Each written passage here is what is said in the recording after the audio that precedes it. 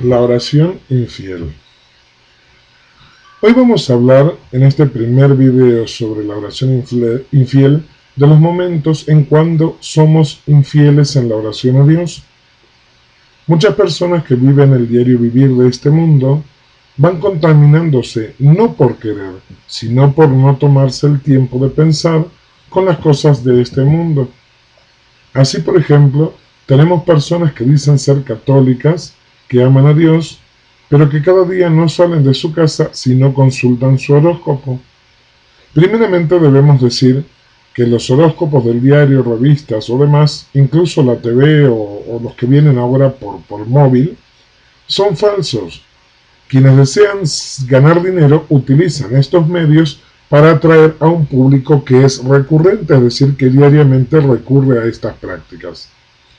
Sin embargo, para empezar a desarrollar un poquito este tema, vamos a escuchar lo que Dios Padre nos dice a través del libro del Deuteronomio, en el capítulo 18, entre los versículos 9 al 13, en lo cual nos dice lo siguiente: Cuando entres en la tierra que el Señor tu Dios te da, no aprenderás a hacer las cosas abominables de esas naciones. No se ha hallado en ti nadie que haga pasar a su hijo o a su hija por el fuego, ni quien practique adivinación, ni hechicería, o sea, agorero, o hechicero, o encantador, o medium, o espiritista, ni quien consulte a los muertos, porque cualquiera que hace estas cosas es abominable al Señor.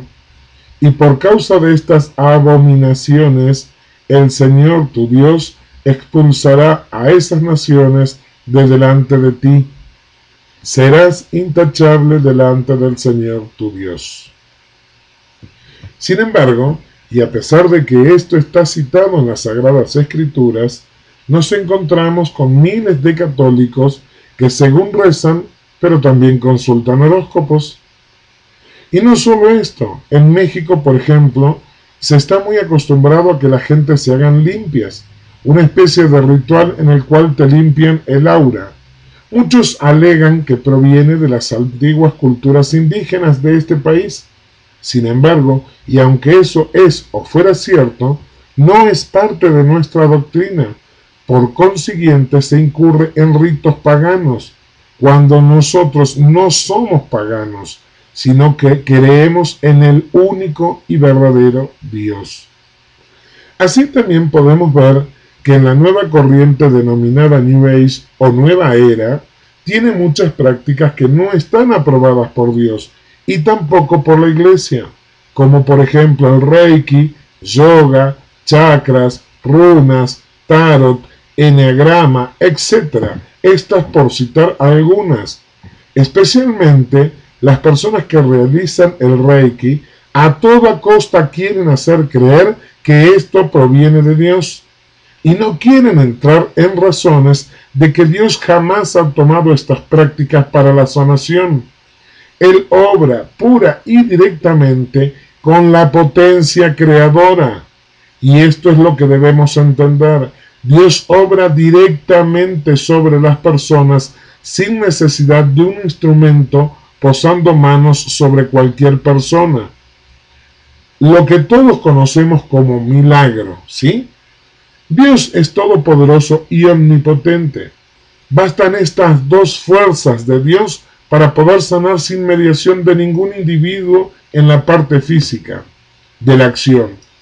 En la parte espiritual sí podemos ayudar y mucho como intercesores por medio de la oración, pero esta no necesita de una sección de Reiki para poder ser realizada. Hay que entender que la fuerza que proviene del Reiki no es precisamente de Dios, sino del demonio, que también obra milagros. Claro, estos no son totales ni permanentes, sino temporales. Seguramente alguien dirá, ¿cómo es que el diablo puede obrar milagros?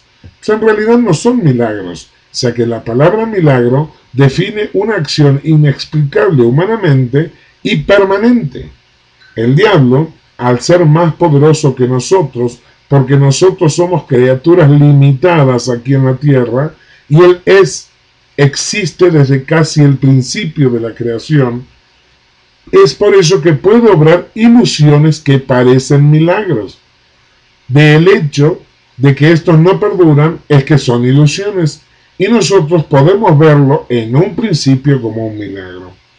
Es una mala denominación para la palabra, para la acción de las que puede hablar Satanás. En realidad no son milagros, ¿sí? Le ponemos este título porque en la apariencia es un milagro, lo vemos como tal, pero luego el efecto pasa y vuelve a ser todo como antes. El milagro verdadero solo proviene de Dios. En la realidad, es por medio de la oración que Dios regenera lo dañado, ya sea en nuestro cuerpo o en nuestra alma. Es lo que nosotros en la iglesia llamamos sanación. Un sacerdote que realiza imposición de manos y pide sanación no utiliza energías de sus manos, sino la oración como único instrumento.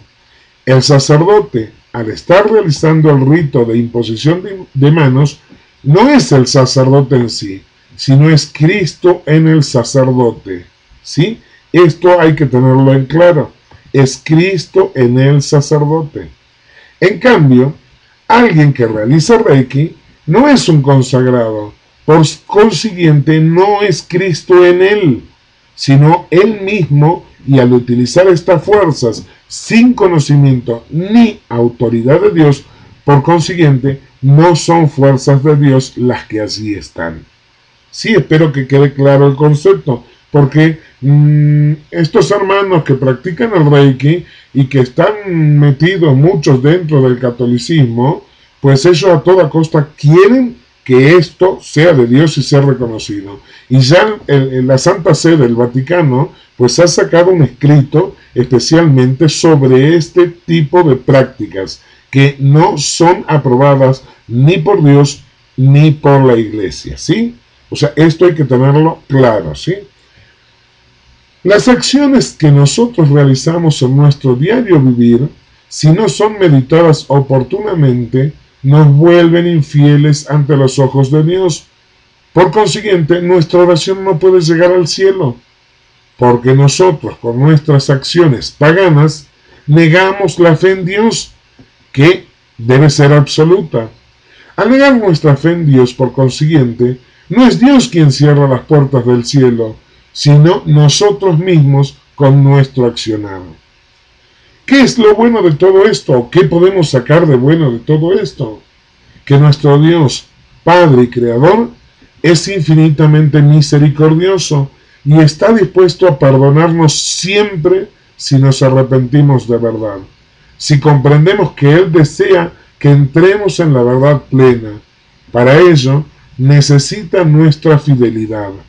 Tal es así que Jesús pidió a Sor Faustina Kowalska que debajo de la imagen que le pidió que pintara, pusiera la siguiente consigna: Jesús, en ti confío. En esta consigna está toda nuestra fe y fidelidad en aquel que ha deseado que yo existiera. Por consiguiente, si yo digo esta consigna, pero luego realizo otro tipo de prácticas, estoy negando a Cristo. Y si no reveo esta situación y pido perdón por medio del sacramento de la reconciliación, más conocida como confesión, me autoexcluyo del reino de los cielos. En otro video seguiremos explicando más sobre las infidelidades que cometemos en nuestras oraciones. Podremos darnos cuenta que son muchísimas y que por eso a veces nuestra oración no es fecunda. Que Dios esté contigo.